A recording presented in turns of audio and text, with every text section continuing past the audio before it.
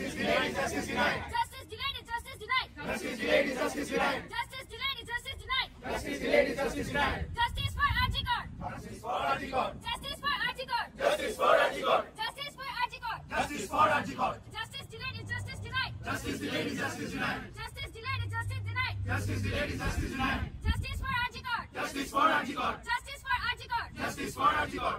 বিশ্ব জুড়ে দাবি এক, তিলোত্তমা বিচার পাক। জগৎ জুড়ে দাবি এক। তিলোত্তমা বিচার পাক। এই আরজিকরের তিলোত্তমা কেন খুন হলো প্রশাসন, জবাব দাও। জবাব চাই, জবাব দাও। এই আরজিকরের তিলোত্তমা কেন খুন হলো প্রশাসন, জবাব দাও। জবাব চাই, জবাব দাও। এই আরজিকর सिस्टम मांगे आजादी, ये हक हमारा आजादी, ये हक हमारा आजादी, जो तुम ना दोगे आजादी, जो तुम ना दोगे आजादी, हम छीन के लेंगे आजादी, हम छीन के लेंगे आजादी, we want justice, we want justice, we want justice। এই পুলিশ মিনিস্টার পে হল্লা বল, हल्ला बोल, हल्ला बोल। এই হেলথ মিনিস্টার পে হল্লা বল, हल्ला बोल, हल्ला बोल। এই রেপিস্ট পে তু হল্লা বল। हल्ला बोल, हल्ला बोल। के और 4 दिन सितम के और 4 दिन ये दिन भी जाएंगे गुजर गुजर गए हजार दिन कभी तो होगी इस चमन पे भी बहार की नजर अगर कहीं स्वर्ग तो उतार ला जमीन पर तू जिंदा है এটা আরজিকর, কালকে সেটা তোমার ঘর, তাই দাও ডাক তোলো সর। Justice for Arjikar। আমি তুমি দিচ্ছি ডাক আরজিকর বিচার পাক। আমি তুমি দিচ্ছি ডাক আরজিকর বিচার পাক। আইওয়া স্টেট দিচ্ছে ডাক আরজিকর বিচার পাক।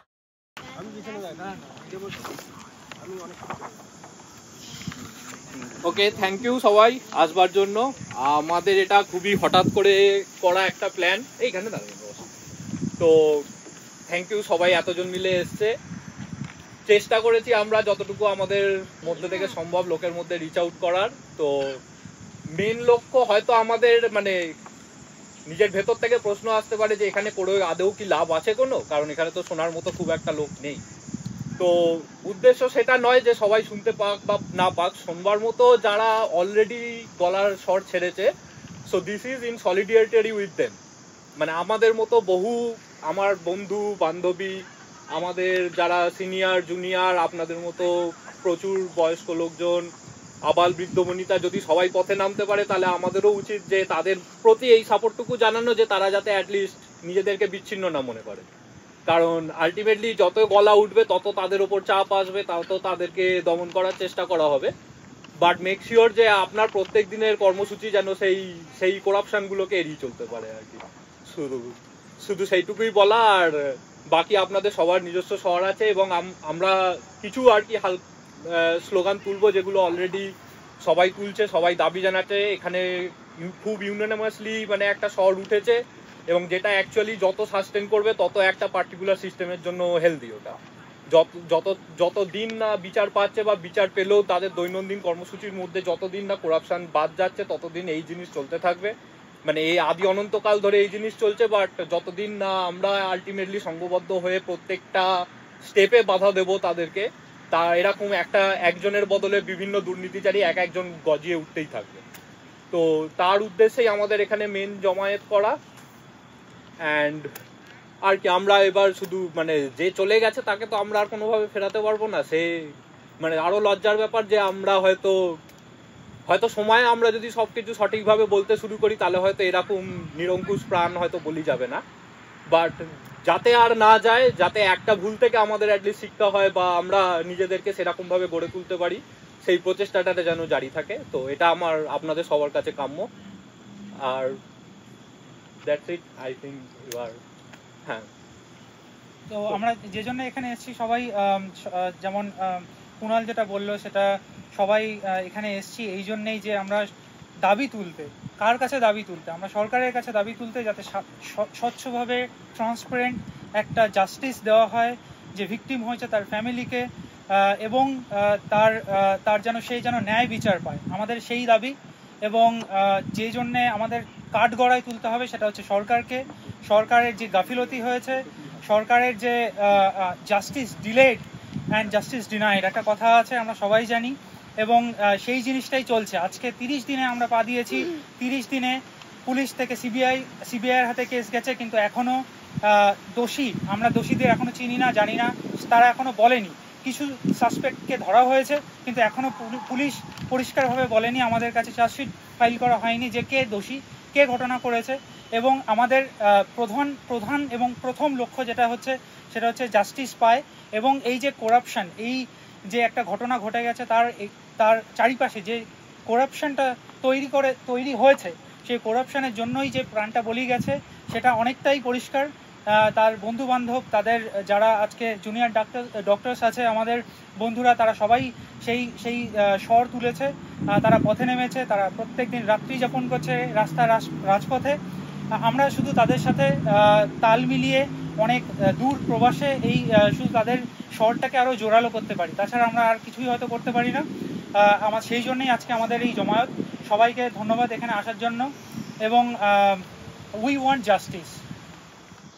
আমার মনে হয় কেউ যদি সবাই এখানে আছেন, এখান থেকে আমাদের অনেক সিনিয়ররাও আছেন, আপনারাও আছেন, বাকি সবাই মানে ছেলে মেয়ে নির্বিশেষে, বিশেষ করে মেয়েরা যদি কিছু শেয়ার করতে চান তাদের হ্যাঁ, the floor is now open. ওপেনই ছিল, যে যা ইচ্ছা বলতে পারেন, কোনো অসুবিধা নেই। So since 14th August, I haven't slept. I've been crying at least once, like 1 hour a day. And this is my Durga. She's like bleeding from her eyes, and like this horrific rape that we cannot think about in this day and era. That this has been going on. People have been saying these are disconnected events. Well, not for us. Our parents taught us that this is gonna happen when they go to work on public buses. We are middle class, we are upper middle class, and I'm proud of my middle class parents. And they taught us this is gonna happen every day, and you have to keep your mind stable and be in your workplace, and it's gonna happen in your workplace.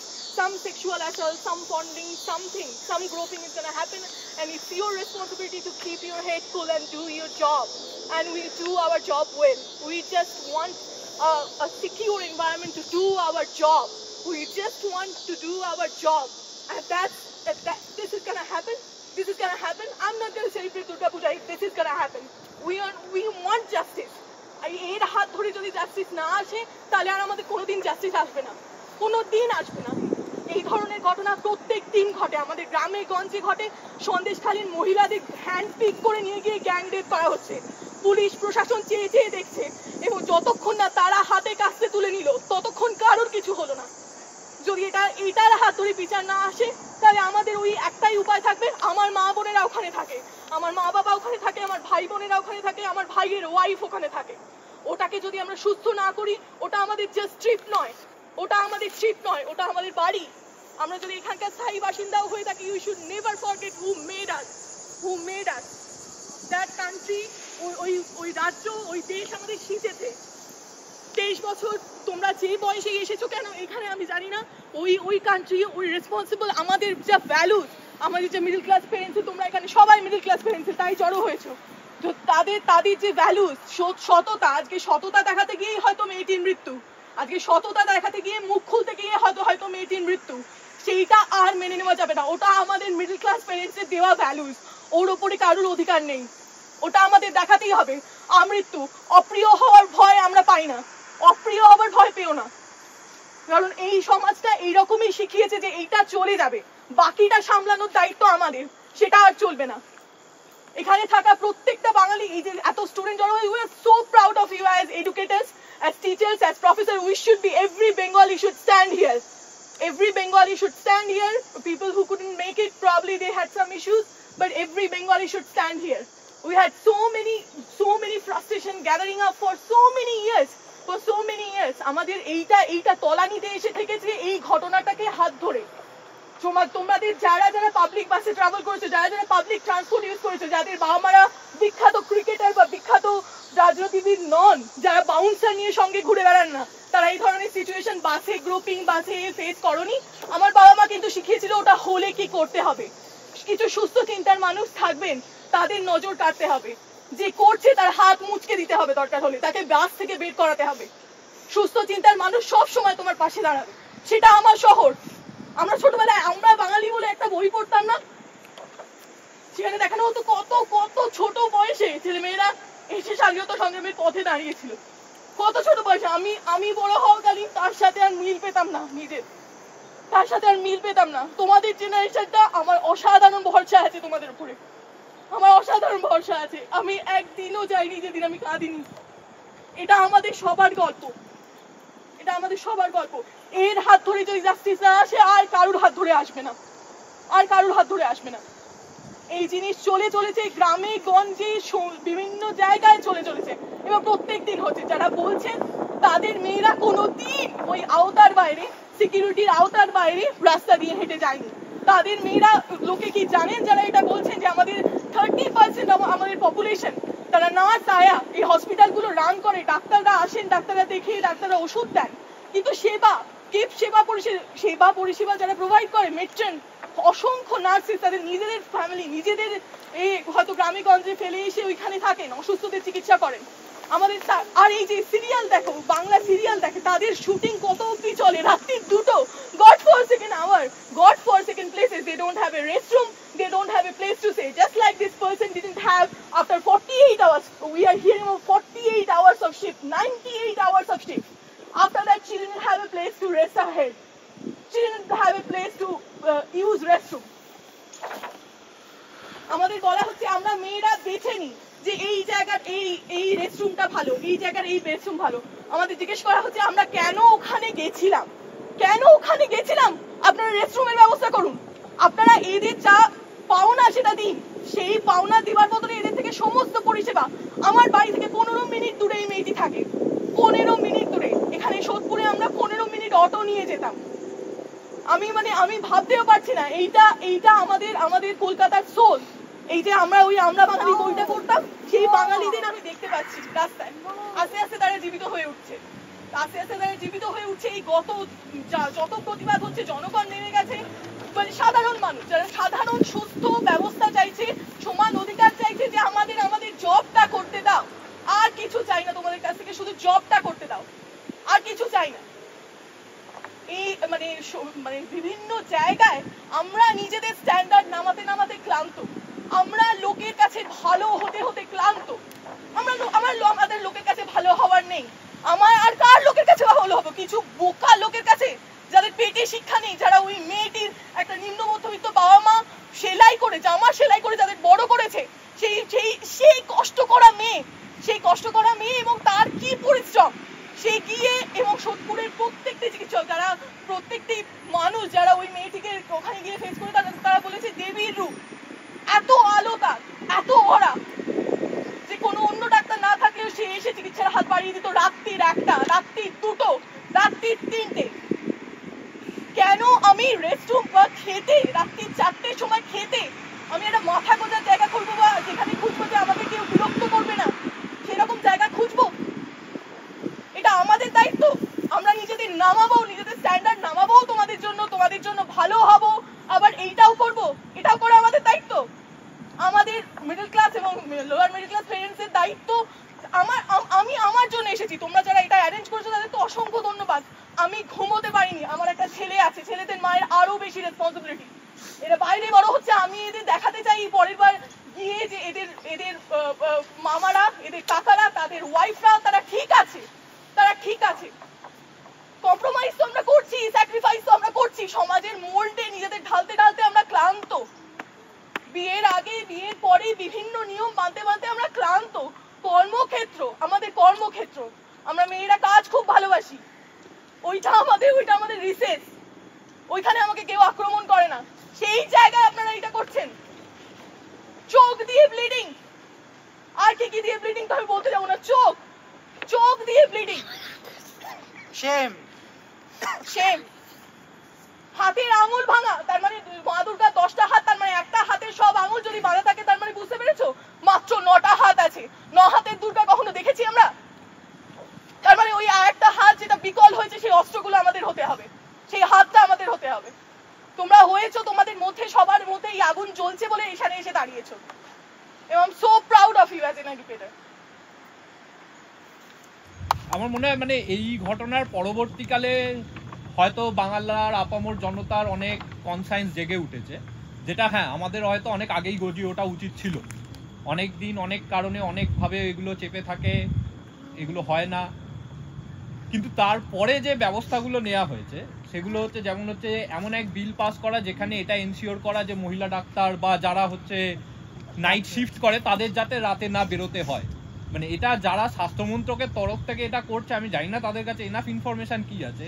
মানে একটা hospital বা nursing home যদি একটাকেও আমি consider করি, তার প্রত্যেকটাতে যদি একটা করেও গাইনোকোলজিস্ট ডিপার্টমেন্ট থাকে, তার হয়তো অলমোস্ট 80 to 90% ওয়ার্কফোর্স, সেটা ডাক্তার হতে পারে, নার্স হতে পারে, প্যারামেডিক্যাল স্টাফ থেকে শুরু করে সবাই মহিলা।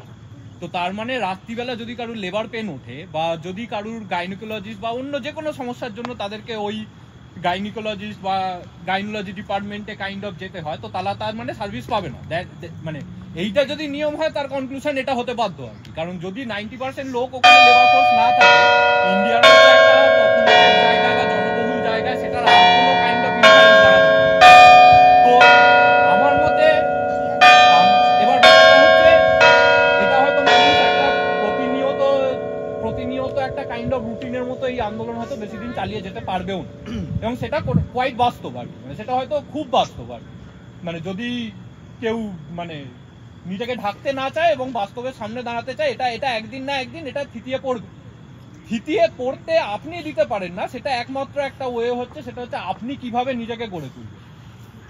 আমি চেষ্টা করবো আমার আশেপাশে যারা আছে তাদের, বিশেষ করে ছেলেরা, কারণ বিশেষ করে কেন ছেলেরা বলছি, তার কারণ হচ্ছে আমার মনে হয় না, আমি অ্যাটলিস্ট নিজে যেটুকু আত্মোপলব্ধি করেছি, কোনোদিন রাত্রিবেলা একা বাড়ি ফেরার সময় বা ইভেন বাসে করে, এখানে তো খুবই সেফ ব্যাপার স্যাপার, ইভেন কলকাতাতেও আমাকে কোনোদিন ভাবতে হতে পারেনি যে আমার সঙ্গে চুরি ডাকাতি বা এই অপরাধ ছাড়া আমার সঙ্গে অন্যরকম কোনো খারাপ জিনিস বা আমি কখনো রেপ হতে পারি, এই জিনিসটা অ্যাটলিস্ট আমার কোনোদিন চিন্তার মধ্যেই আছে।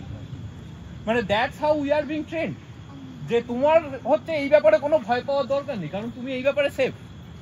কিন্তু একটা মেয়েকে এই সমস্ত জিনিসগুলো কেন মাথায় রেখে চলতে হবে? তার আশেপাশে যদি আপনি থাকেন, আপনাকে সেটা এনশিওর করতে হবে সেই মেয়েটাকে যাতে আপনার ব্যাপারে বদার না হতে হয়।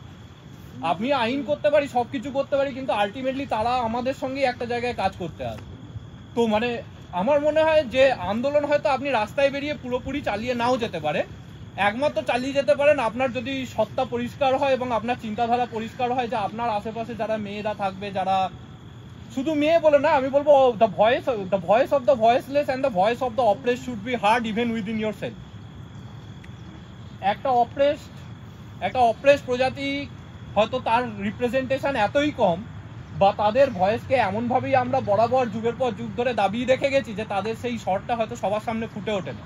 কিন্তু আই থিঙ্ক এবার যথেষ্ট সময় এসছে যে আমাদের এগুলো সেলফ রিয়ালাইজ করার।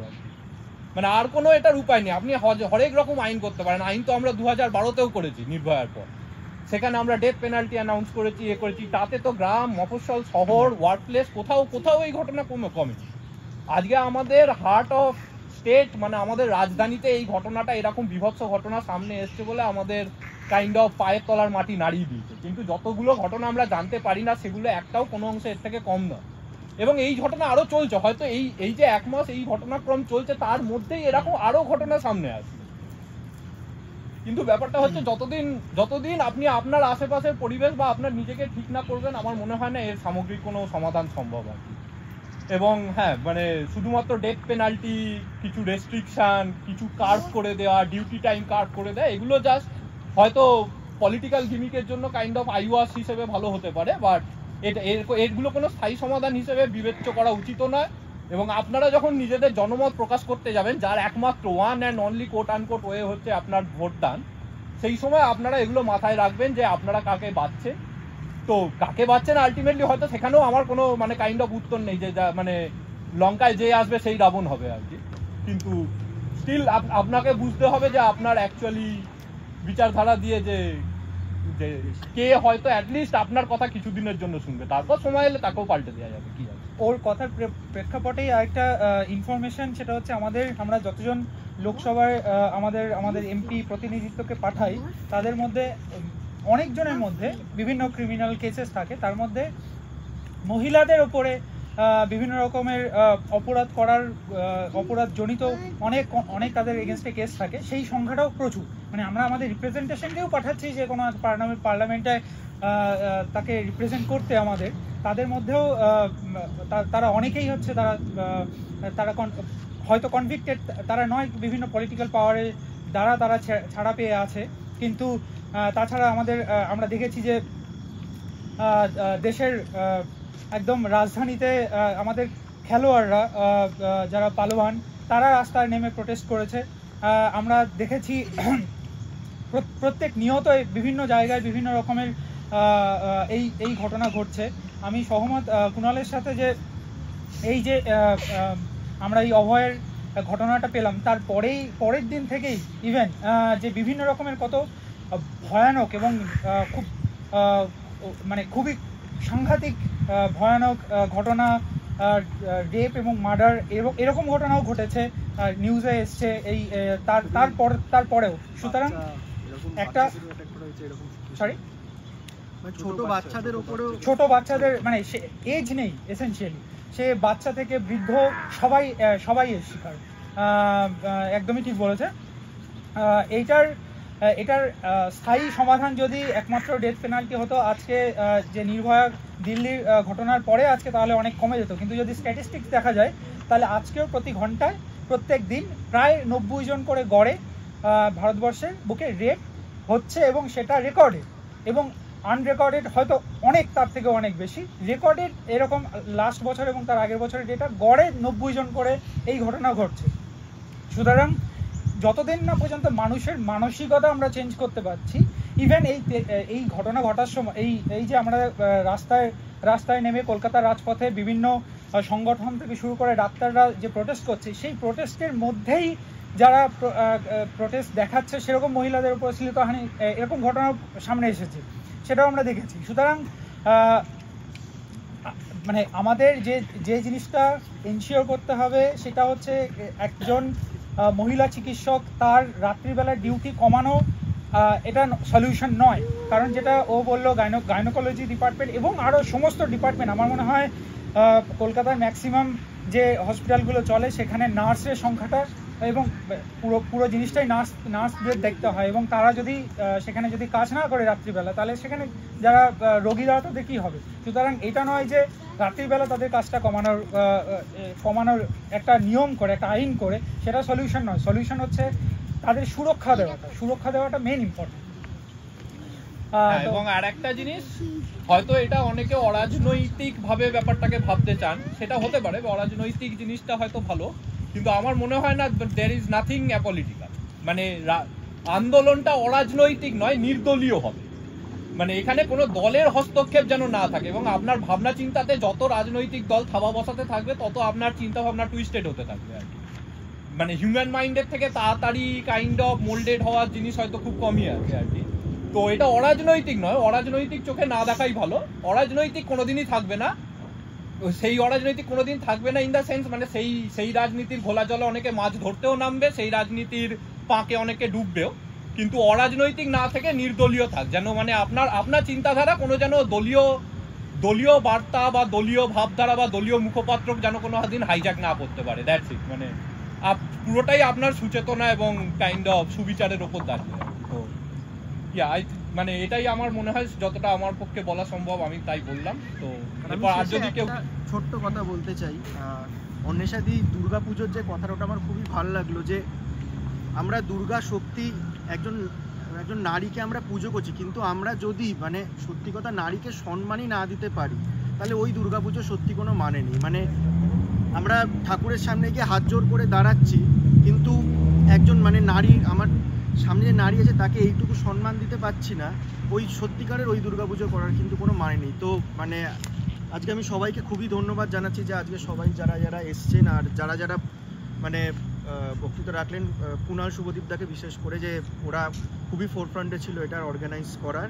অ্যান্ড আমরা আশা করতে পারি যে আমরা আমাদের তরফ থেকে যতটুকু চেষ্টা করলাম আজকে এখানে একসাথে হয়ে, যদি তাদের পাশে দাঁড়িয়ে যদি মানে কিছু পরিবর্তন আনতে পারি, মানে মানুষের মনে যদি একটুও প্রভাব ফেলতে পারি আমরা সকলে মিলে, শুধু আমরা এখানে নয়, যারা সকলে আজকে যারা মানে আওয়াজ উঠিয়েছি, যেন মানে এটাই কামনা করবো যেন মানে যেমন বললো মানুষের মানসিকতা ভালো হোক, আর যাতে ভবিষ্যতে আশাই করতে পারি আর আমি প্রার্থনাই করতে পারি যেন এইরকম আমাদের আর চোখে না দেখতে হয়। জানি এটা খুবই হয়তো এটা হবে না, কিন্তু মানে আমি মন থেকেই প্রার্থনাটুকুই করতে চাই যেন আর আমাদের কোনোদিন কাউকে এইরকম জিনিস না দেখতে হয়।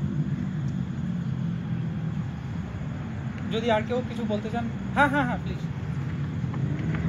এই যে ঘটনাটা যেটা ঘটলো, এই ঘটনাটা আমাদের অনেকগুলো প্রশ্নের মুখে ফেলে দিয়েছে। যেমন আমরা ভাবি না যে এই বিশ্বকে শিশুর বাসযোগ্য করে যাব আমি, কিন্তু এই ঘটনাটা যেটা মনে করাচ্ছে যে আদৌ কি বাসযোগ্য ভূমি থাকছে, সে তো দিনে দিনে ডিগ্রেড করে যাচ্ছে। কিন্তু এই ডিগ্রেডেশন যদি রুখতে হয় তাহলে কিন্তু ইন্ডিভিজুয়ালি সবাইকেই সেটাতে হাত লাগাতে হবে। যেমন এই ঘটনাতে যেভাবে মারা হলো তিলোত্তমাকে, আমার তো মনে হয় যে সে যেহেতু অন্যায়ের প্রতিবাদ করতে গিয়েছিল এবং সে এমন একটা মুখ হয়ে গিয়েছিল, এটা সম্পূর্ণ আমার চিন্তা, এমন একটা মুখ হয়ে গিয়েছিল যেটাকে ওদের বন্ধ করতে হবে। তা না হলে তাদের যে অন্যায়ের যে ঘেরাটোপ, সেই ঘেরাটোপটা ভেঙে যেত। তাই তাকে সরানো হয়েছে। এবং যেহেতু মেয়েটা একা হয়ে গিয়েছিল সেই বিশাল বড় একটা অন্যায়ের প্রতিবাদ মুখ হিসেবে, তাই ওকে এত সহজে সরিয়ে ফেলা হলো। কিন্তু সেই মেয়েটা যদি একা না হতো, যদি সে সেই ওয়ার্ক প্লেসে তার এই প্রতিবাদ মুখ আরো যদি পেত তার সাথে, তাহলে হয়তো এত সহজে ওকে এত নির্মমভাবে মেরে ফেলা হতো না। তাই আমার মনে হয় কোনোটা যখন কাঁটা গাছ হয় একদিনে হয় না। ছোট চারা গাছ থেকে সে বড় হয় একটা কাঁটা খারাপ বিষাক্ত গাছ হয়, বিষ বৃক্ষে পরিণত হয়। কিন্তু সেই বিষ বৃক্ষকে যদি প্রথম থেকে উপড়ে ফেলা হয় তাহলে সে আর বিষ বৃক্ষ হবে না। যখন আমরা কোথাও ওয়ার্ক প্লেস হোক, ইভেন আমাদের সোসাইটি হোক, পাড়া হোক, ঘর হোক, এমনকি যদি কোনো ছোট অন্যায় দেখি, আমাদের উচিত ছোট থেকেই সেই অন্যায়টাকে আর বাড়তে না দেওয়া। যেমন অন্বেষাদি বললেন যে আমরা যখন কোথাও বাইরে যাই তখন যেমন আমাদেরকে অ্যাটাক করার জন্য খারাপ লোক থাকে, তেমন কিছু ভালো মানুষও থাকে। আমরা তাদের কাছে সাহায্য চাই নিজেদের সেফটির জন্য। ঠিক সেই রকম কোনো অন্যায় যখন চোখের সামনে দেখবো, সেই অন্যায়ের প্রতিবাদ হিসেবে যদি আমি প্রতিবাদ করতে চাই, শুধু যে আমি একা প্রতিবাদ করতে চাই তা নয়, হয়তো সত্যি অনেকেই প্রতিবাদ করতে চায় কিন্তু কেউ আর প্রতিবাদের মুখ হতে পারে না। কিন্তু আমার মনে হয় যদি সবাই চেষ্টা করি যে না আমরা অন্যায় হতে দেব না, অন্যায়টা শুরুই হতে দেব না, প্রথম থেকে আমরা প্রতিবাদ করব না আমরা এগ্রি করছি না আপনার কথায়, আমরা এই ভুল কাজ করতে পারি না, তাহলে কিন্তু আমার মনে হয় যে তিলোত্তমা অ্যাটলিস্ট একা হয়ে যেত না প্রতিবাদের মুখ হিসাবে। যারা ওকে ওর মৃত্যুতে অনেকেই সাহায্য করেছে এবং সবথেকে বড় কথা অনেকে সাইলেন্টলি সেটা দেখেও মুখ ঘুরিয়ে থেকে গেছে। অন্যায় যে করে আর অন্যায় যে সহে, দুজনে কিন্তু সমান দোষী। সুতরাং এই অন্যায় সহা লোকগুলো যদি অন্যায়টা না সয়ে প্রতিবাদ করার চেষ্টা করতো তাহলে হয়তো মেয়েটা একা হতো না। আর একা না হলে এত সহজে তাকে দমাতে পারত না। আমরা যেমন স্বাধীনতা সংগ্রামের সময় দেখেছিলাম নৌ বিদ্রোহ, আমার বারবার মনে হয়েছে যে নৌ বিদ্রোহের সময় যেমন সমস্ত ভারতীয় যারা নৌসেনা হিসেবে ছিল তারা যখনই এগেনস্ট হয়ে গিয়েছে, ঠিক সেই সময় কিন্তু ইংরেজরা ভয় পেতে শুরু করেছে। এই জায়গাটা এসে পৌঁছেছে কখন? অনেক দেরি করে ফেলেছি আমরা তখন। কিন্তু শুরু থেকে যদি সমস্ত ভারতীয়রা বলতো না আমরা ওই ইংরেজদের এগেনস্টে যাব, তাহলে কিন্তু আমাদের 200 বছর ধরে পরাধীন হয়ে থাকতে হতো না। এই 200 বছরের টাইম স্প্যানটার দরকার হতো না, তার আগে হয়তো আমরা স্বাধীন হতে পারতাম। ঠিক সেই রকম এই ধরনের অন্যায়গুলো থেকে যদি সত্যি স্বাধীন হতে চাই, যদি সত্যি আমরা আমাদের ভবিষ্যৎ বিশ্বকে শিশুর বাসযোগ্য করে যেতে চাই, আমাদের কিন্তু আজ থেকে এখন থেকে শুরু করতে হবে। আর আমরা বিশেষ করে মেয়েদের অনেক দায়িত্ব থাকে আমি মনে করি, কারণ একটা মেয়ে একটা ছেলেকেও জন্ম দেয়, একটা মেয়েকেও জন্ম দেয়। সে তার ছেলেকে জন্ম দেবে, কোনো খারাপ কাজ করো না, তার সাথ দিও না, সেই হিসেবে তাকে বড় করবে। আর মেয়েদের জন্ম দেবে, মেয়েদেরকে বড় করবে, কোনো অন্যায় হতে দিও না, কোনো অন্যায় সহ্য করো না, এবং কিভাবে তার প্রতিরোধ করবে সেই হিসেবে। সুতরাং আমি মেয়ে হিসেবে মনে করি আমাদের মেয়েদের দায়িত্বটা আরও অনেক বেশি, যাতে আমরা ভবিষ্যৎ প্রজন্মকে সেইভাবে তৈরি করতে পারি যাতে তারা অন্যায় না করে এবং অন্যায় সহ্যও না করে। আমার মনে হয় আমরা কতটা পারবো জানি না, কিন্তু সামান্য প্রচেষ্টাও কিছুটা তো ইফেক্ট ফেলবে। Something is better then nothing. এই ঘটনা যেন কখনো, এরকম ঘটনা যেন আর কখনো না ঘটে, সেটাই ঠাকুরের কাছে প্রার্থনা। অ্যান্ড থ্যাংক ইউ অল যে আমরা সবাই এখানে এসেছি। অবভিয়াসলি আমাদের মানসিকতা এটাই যে আমরা আরও বেটার ভবিষ্যৎ দেখতে চাই এবং আমরা আমাদের সেই মানসিকতা রাখবো এবং করারও চেষ্টা করবো।